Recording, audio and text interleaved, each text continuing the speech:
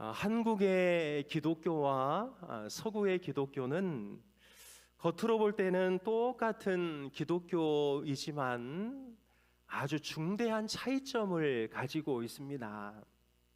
서구의 기독교는 그 땅의 첫 출발이 기독교였습니다. 예수의 생각, 성경의 가치를 베이스로 깔고 그 나라가 시작된 것이지요.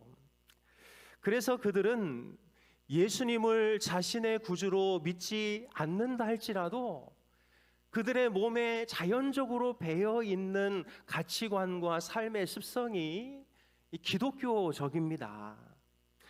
그러나 한국의 상황은 조금 다르지요. 한국은 샤머니즘과 유교와 불교적인 전통이 수천 년간 축적된 상태에서 이 땅에 기독교 복음이 들어왔습니다.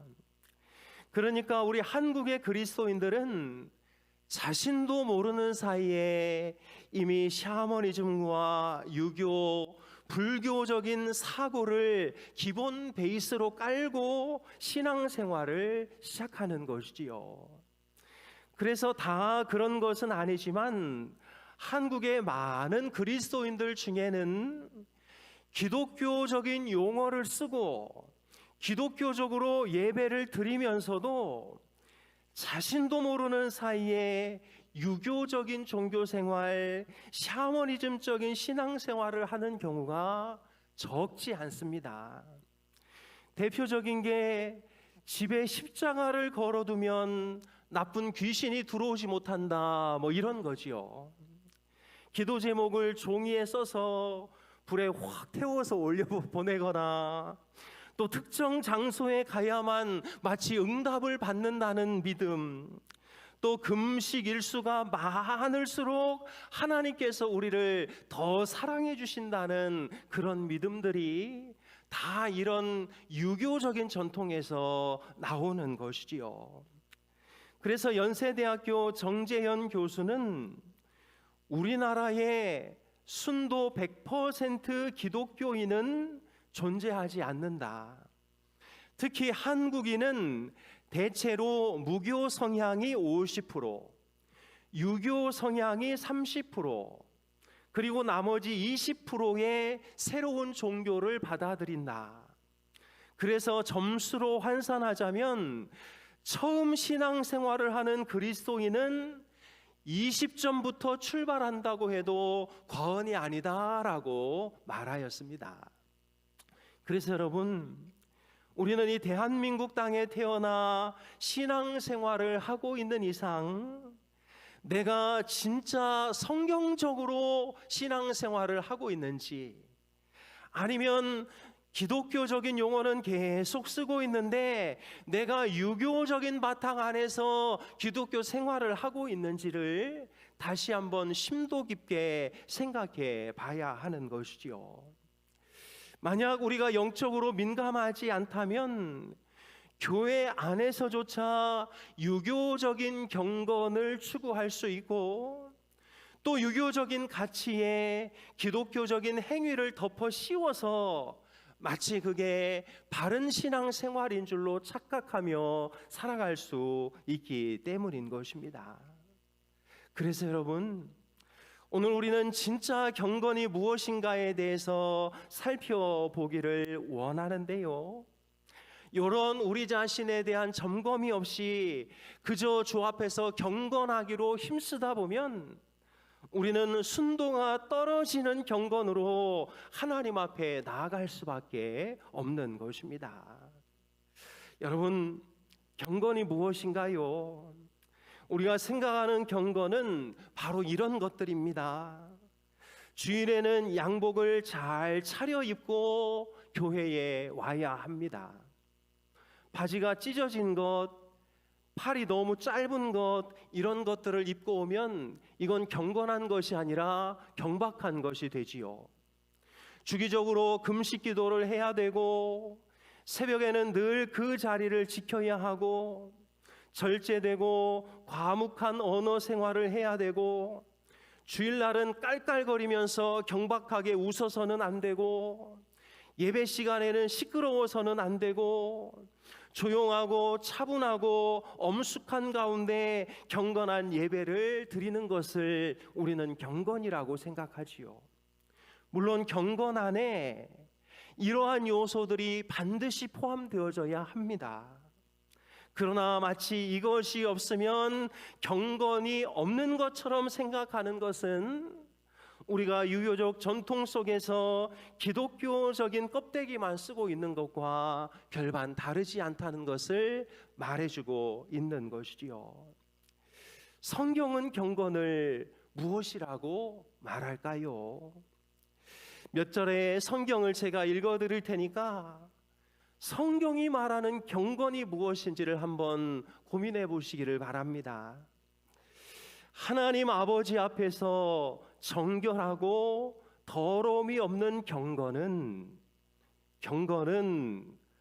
곧 고아와 과부를 그 환난에서 돌아보고 또 자기를 지켜 새 속에 물들지 아니하는 그것이니라. 사도행전에도 보면 그가 경건하여 온 집안과 더불어 하나님을 경외하며 백성을 많이 구제하고 하나님께 항상 기도하더니, 사도행전 17장을 보면 그 중에 어떤 사람 곧 경건한 헬라인의 큰 무리와 적지 않은 귀부인도 권함을 받고 바울과 실라를 따르나. 여러분, 이런 것을 보면 경건은 겉으로 드러나는 어떤 외형적인 것보다는 실제적으로 예수 그리스도를 믿고 그 믿음 안에서 우리가 행하는 쪽에 경건에 초점이 맞춰져 있다는 것을 우리는 깨달을 수 있는 것이지요. 여러분, 이 외에도 성경을 살펴보면 성경이 말하는 경건과 우리가 알고 있는 경건이 많이 다르다는 것을 우리는 깨닫게 됩니다. 성경이 말하는 경건은 거의 다 하나님의 시선에 초점이 맞춰져 있습니다. 하나님의 눈이 경건의 척도인 것이지요. 그런데 그동안 우리가 알고 있던 경건은 대부분이 사람의 시선에 맞춰져 있습니다. 사람의 눈이 경건의 척도로 쓰여졌다라는 것이지요. 사람의 눈이 경건의 척도가 되기 때문에 우리는 어떻게든 사람의 눈에 거슬리지 않도록 점잖게 앉아 있어야 경건하다고 배워왔던 것입니다. 여러분, 왜 이런 현상이 나타날까요? 그것은 유교적 렌즈를 끼고 성경을 읽기 때문에 그런 것이지요. 부모를 공경하라 성경은 읽었지만 그 부모를 공경하는 방식은 유교적으로, 내 아내가 생겼어도 내 아내보다 우리 부모님에게 먼저 우선권을 두는 그 유교적 정신에 바탕을 두고 있기 때문에 성경대로 부모님을 공경하고 있지만 그 가정 가운데 계속 불화가 일어나고 있는 것이죠. 여러분, 성경이 말하는 부모 공경은 일단 결혼하면 아내에게 첫 우선권을 두고 부모는 2차로 내려가는 것입니다. 이게 성경이 말하는 부모 공경인 것이지요. 그런데 우리는 성경에서 말하는 부모 공경을 유교에서 말하는 부모 공경과 섞어서 실천하다 보니 가장 좋은 효자가 가장 악독한 남편으로 변해버리고 마는 것이지요. 사랑하는 여러분, 성경이 말하는 부모 공경의 의미를 알고 그대로 실천할 때 거기서 바른 경건이 나오게 되는 것입니다. 사랑하는 여러분, 유교적 경건은 절대 기독교적 경건과 같지 않습니다. 성경적 관점으로 보자면 유교의 경건은 경건이 아니라 경직이라고 해야 표현이 옳은 것이지요. 기독교는 여러분 개방적이고 다양성을 인정하고 기뻐하고 즐거워하고 변화를 추구합니다.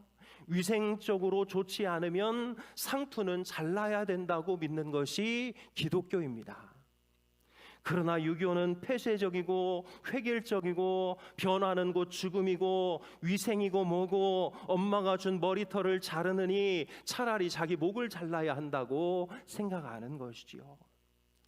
그래서 여러분, 유교적 경건이 교회 안에 뿌리 박히면 그 교회는 숨 막히는 교회가 됩니다. 유교적 경건을 주장하는 이들이 교회의 주도적인 자리에 앉아 있으면 그 교회에는 기독교적인 경건을 추구하는 새 무리가 들어올 수가 없는 것이지요. 여러분, 이 시대의 교회의 생존은 3040에 달려 있습니다. 30대, 40대가 들어오지 못하는 교회는 조만간 이제 문을 닫게 되는 것이지요. 모든 미래학자들과 교회 전문가들은 그 교회 안에 지금 30대, 40대가 있느냐 없느냐를 보고 그 교회가 계속 존속할 수 있을지 문을 닫을지를 평가합니다. 그런 의미에서 우리 교회는 하나님께서 참 큰 복을 주신 교회라고 저는 믿습니다. 제가 쭉 보니 제가 딱 중간 정도 되는 것 같습니다. 저보다 이제 어르신들이 약 반 되고 저보다 나이가 어린 분들이 약 반 정도 되는 것 같은데요. 만약에 우리 교회가 계속적인 이 유교적 경건을 고집하면서 계속 폐쇄적이고 압박적이고 무엇인가 자신의 이야기들을 표현할 수 있는 자유의 공간들을 허락하지 않는다면 3040은 그 공간에서 떨어져 나갈 것이고 3040이 떨어져 나가는 교회는 주일학교가 문을 닫게 되는 것이고 주일학교가 문을 닫게 된다는 것은 이미 그 교회의 미래가 끝났다는 것을 말해주고 있는 것이지요. 사랑하는 여러분, 기독교적인 유교신앙 혹은 유교적인 기독교 신앙을 가진 교회에서는 지난주 우리 교회가 드렸던 예배를 결코 드릴 수가 없습니다. 지난주처럼 예배 드렸다가는 어른들에게서 난리가 나는 것이지요. 저걸 예배라고 하느냐, 하나님이 그런 예배를 받을 거라고 생각하느냐, 저런 예배 경박해서 하나님께서 저런 예배를 받는다고 생각하느냐라고 기성세대가 다음 세대를 인정해주지 않기 시작하면 그 교회는 앞으로 아무것도 할 수 없는 그런 교회가 되어버리고 마는 것입니다. 오늘 본문이 무엇을 말하고 있나요? 예수님께서 이스라엘 땅에 태어났을 때 그 이스라엘 땅은 기독교적인 토양이 아니라 유대교적인 토양을 가지고 있었습니다. 여러분, 우리가 잘 아는 바와 같이 구약에서 신약으로 넘어갈 때 그 말라기에서 마태복음 그 한 장, 그 종이 한 장이 역사적으로 몇 년이냐면 400년의 시간입니다. 이 400년 동안 이 이스라엘 땅은 수많은 나라들에 의해서 정복을 당하면서 거기서 유대교가 발흥하기 시작했는데요.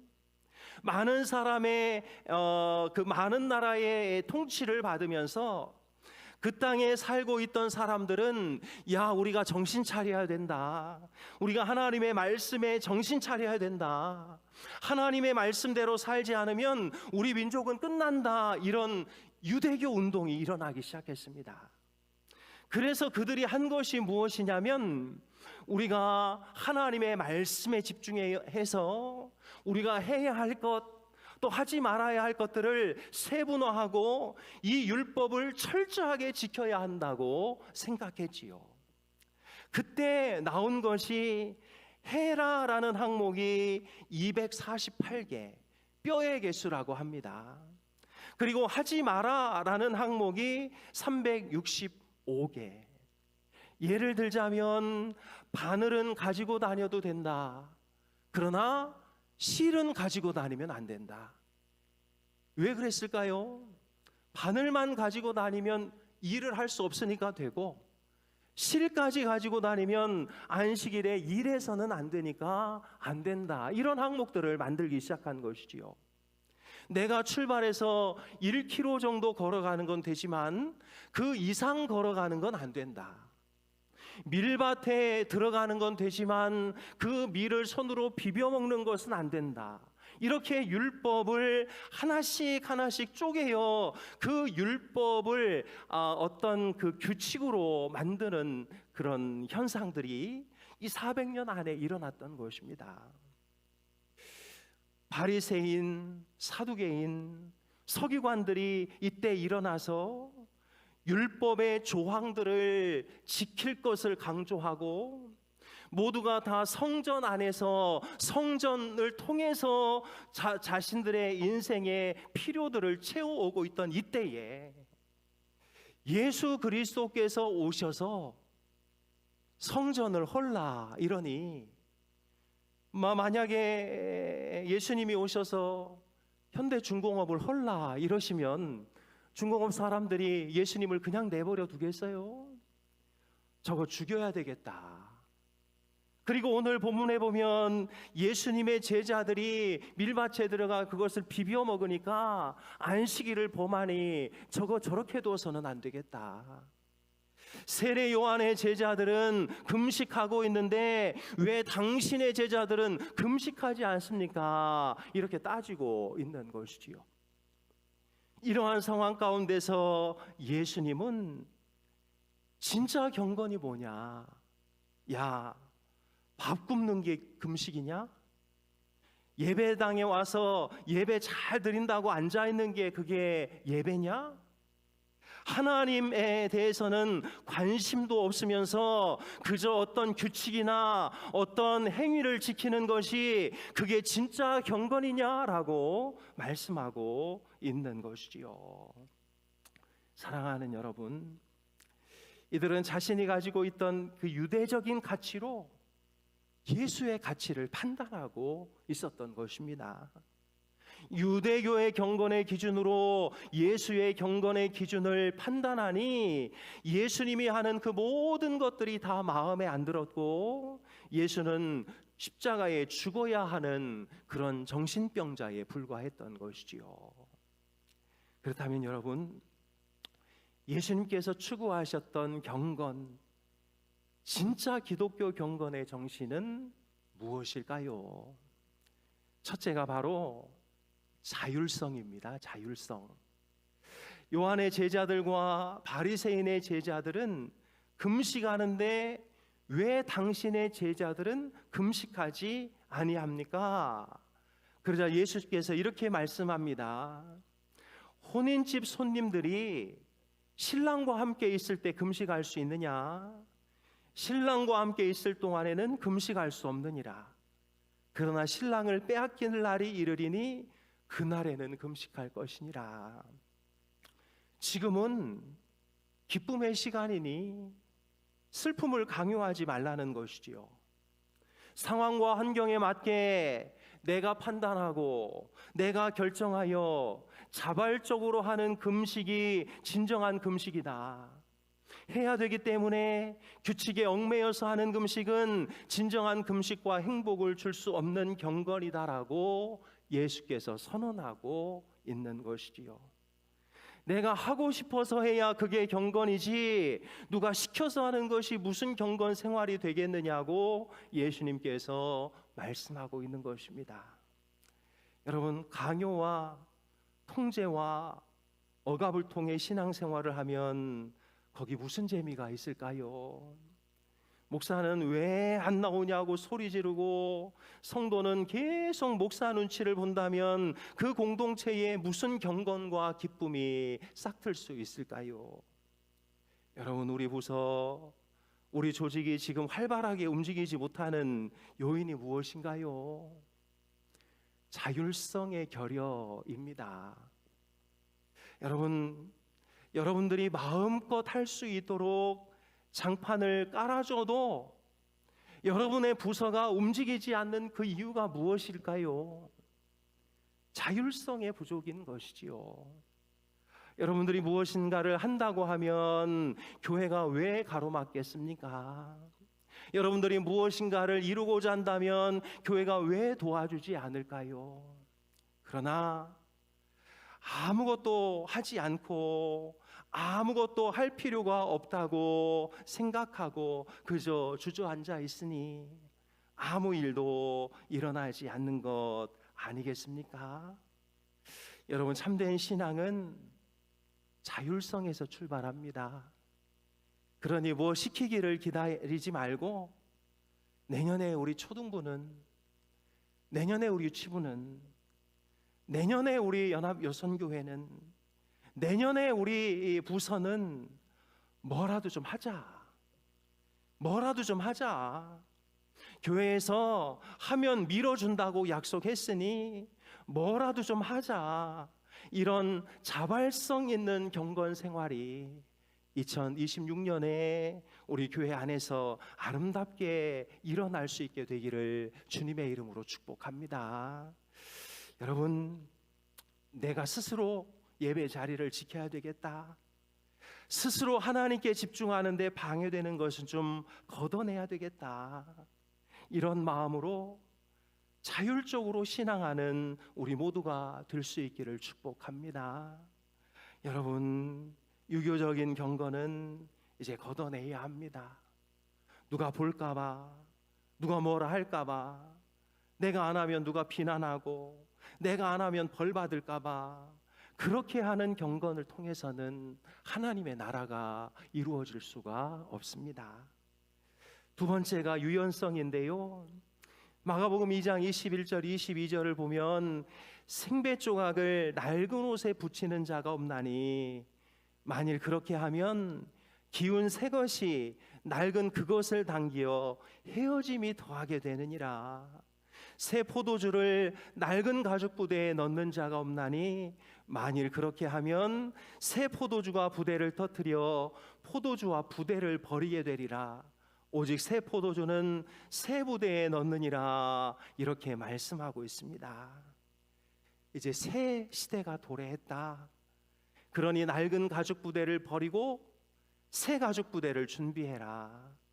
낡은 가죽 부대를 가지고는 새롭게 펼쳐지는 새 시대를 담아낼 수가 없다. 이것이 예수님이 말씀하시는 도전인 것이지요. 여러분, 새 가죽 부대의 특징이 유연성입니다.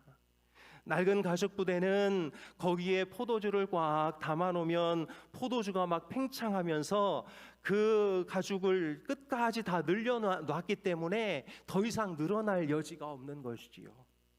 그런데 그 낡은 가죽 부대에 또 새 포도주를 집어넣어서 새 포도주를 팽창시키면 그 낡은 가죽 부대는 터져버리고 만다는 것입니다. 그러나 새 가죽 부대를 준비하여 거기에 새 포도주를 넣으면 새 포도주가 팽창하는 것 같이 그 새 포도 부대도 팽창하여 하나님의 나라가 확장된다는 것을 우리에게 말씀해 주고 있는 것이요. 사랑하는 여러분, 낡은 가죽 부대의 특징입니다. 더 이상 수용할 공간이 없습니다. 더 이상 포용할 공간이 없습니다. 그래서 그들이 하는 말이 있는데요, 안 돼, 힘들어, 끝났어, 더 이상은 안 돼, 이런 말들이지요. 그러나 새 가죽 부대는 더 담아낼 수 있는 힘이 있습니다.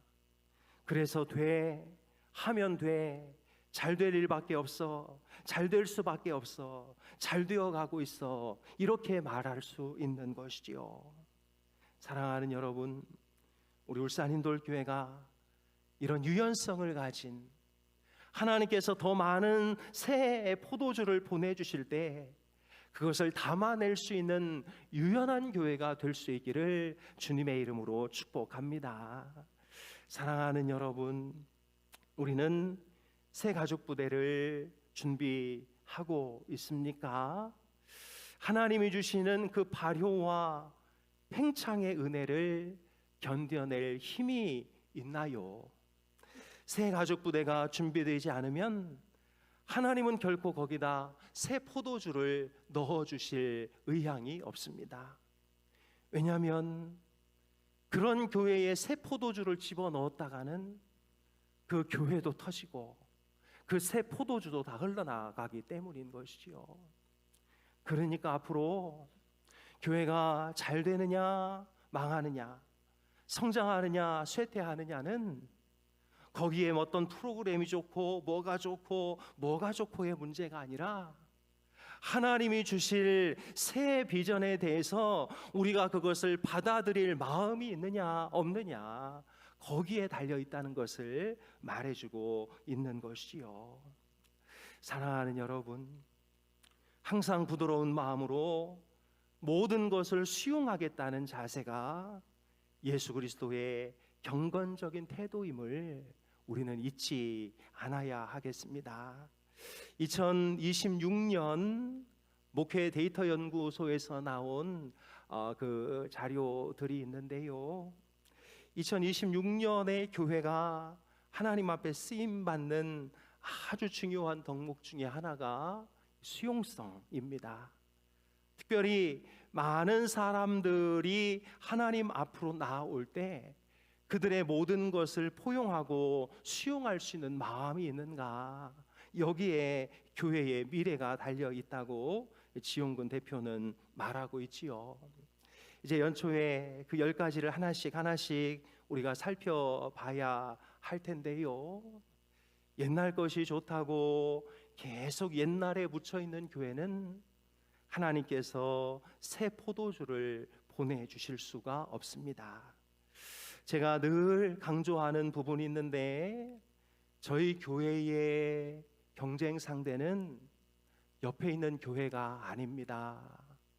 저희 교회의 경쟁 상대는 현대백화점이고 롯데백화점이고 요즘 젊은 아이들이 그렇게 찾아다니는 공간인 것이지요. 저희들 눈에는 우리 교회가 꽤 멋져 보입니다. 저희들 눈에는 저희 교회만한 교회 없어요. 그런데 아이들 눈에는요, 이보다 초라하고 이보다 뒤처진 교회가 없어요. 여러분, 제가 우리 교회를 이렇게 깐다고 생각하지 마시고 여기 바로 그 교회 화장실 좀 한번 다녀오세요. 그냥 지나가다가 오줌 안 마려워도 한번 화장실 한번 들어갔다 나오셔요. 아니 이미 다녀오신 분도 계시리라 믿습니다. 호텔 화장실만큼 좋습니다. 요즘 애들은 다 그런 화장실 다녀요. 그러니까 버튼 눌렀는데 물 떨어지고 있으면 이 교회는 올 곳이 못 되는구나, 이렇게 생각하는 것이 요즘 아이들 생각입니다. 저희가 그들의 생각을 따라가지 못하면 그들의 생각을 따라가는 교회에 그 아이들을 다 뺏깁니다. 우리는 지금 주일학교가 살아있으니 이 정도면 됐어, 이보다 아니란 생각이 없습니다. 여러분, 현대백화점, 롯데백화점 가보셔요. 얼마나 깔끔하고 깨끗하고. 저희 교회는 저희 교회보다 작은 그 교회가 경쟁 상대가 아닙니다. 그러니까 앞으로 우리 교회에 필요한 여러 가지 많은 부분들, 바뀌어지고 수용되어야 할 부분들이 있다면 빨리빨리 수용을 해야 우리 3040 아이들을, 제가 아이들이라고 좀 그러니까 여러분들이 볼 때 3040 아이들, 지금 우리 이제 이번에 안수 받으신 우리 안수 집사님들, 조금 나이 어린 우리 권사님들, 그분들이 들어와서 이 교회를 세워가게 될 겁니다. 여러분, 늘 말씀드리지만 아껴야 될 부분이 있고 투자해야 할 부분이 있습니다. 투자해야 할 때 아끼면 그건 바보고요, 아껴야 할 때 투자하는 것은 허당입니다. 우리 교회는 아껴야 할 것은 잘 아끼고 투자해야 할 것은 잘 투자하여 하나님께서 지금 우리 교회에 부어주고 싶은 새 포도주를 잘 받아내고 잘 수용할 수 있는 그런 건강한 교회가 될 수 있기를 주님의 이름으로 축복합니다. 앞으로 우리 교회가 바뀌어야 될 부분들이 너무나 많습니다. 실제적으로 우리 베데스다 지하에 내려가면 아이들이 왔다가 코 막고 돌아가는 장소이기도 합니다. 요즘 아이들이 어떤 데서 사는지 우리가 모르면 그 아이들 다 놓쳐요. 여러분 더 기도해 주시고 교회에 바뀌어야 할 부분들이 바뀌어지게 될 때에는 저희들 박수 치면서 환호하셔야지 손 들고 반대하시고 그러시면 안 되는 것이지요. 여러분 우리 카페 청년부실 한번 가보셨습니까? 예전에 있던 거 다 버렸습니다. 그러니까 저렇게 바뀌는 거예요. 우리 청년부실 한번 가보십시오. 옛날에 있던 테이블, 탁자 다 옆으로 빼고 청년부실 한번 가보세요. 예. 지금 저 공간은 어디다 내놔도 뒤지지 않는 공간이 되었습니다. 우리 본당도 그런 공간이 되어야 하고 우리 1층도 그렇고 우리 식당도 그렇고 새 포도주가 들어왔을 때 그들을 담아낼 수 있는 이 유연성과 또 자율성이 보장되는 우리 울산 힌돌교회가 다 될 수 있기를 주님의 이름으로 축복합니다. 여러분 목사가 시킨다고 억지로 하지 마세요. 여러분들이 알아서 하셔요.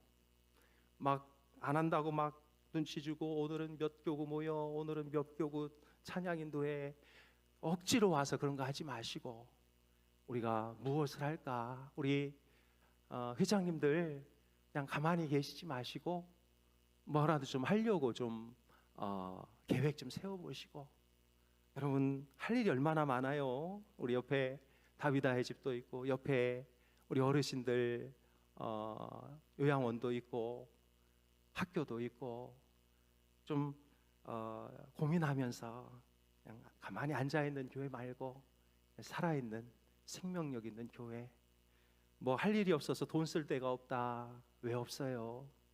자율성이 떨어져 있기 때문에 그런 것입니다. 예, 제가 계속 잔소리하고 있는데 하나님께서 우리 울산 힌돌교회를 새롭게 빚으시고 지금 새롭게 빚어가고 있는 줄로 믿습니다. 자율성과 수용성을 가지고 유교적 경건이 아닌 기독교 경건으로 새롭게 일어서는 우리 울산 힌돌교회가 될 수 있기를 주님의 이름으로 축복합니다. 기도하겠습니다. 하나님 아버지, 우리 울산 힌돌교회를 이렇게 사용해 주시고 사랑해 주시고 또 3040 귀한 젊은 세대들을 일으켜 주시고 저들을 통해 우리 주일학교를 번성시켜 주셔서 감사를 드립니다. 하나님, 우리가 좋을 때에 있으면 이만하면 됐다 생각하고 정신을 놓고 그 자리에 앉아 있다가 마치 삶은 개구리가 되어 죽어나가는 경우를 얼마나 많이 봅니까? 다른 교회들은 반 이상이 주일학교가 없다더라. 우리 교회는 주일학교가 있다. 그거 자랑하면서 시간 허비하지 않도록 도와주시고 우리 교회가 바른 기독교적 경건을 회복하여 자율성과 유연성 가운데 더 많은 3040들을 수용하고 포용할 수 있는 복된 교회가 되도록 인도하여 주옵소서.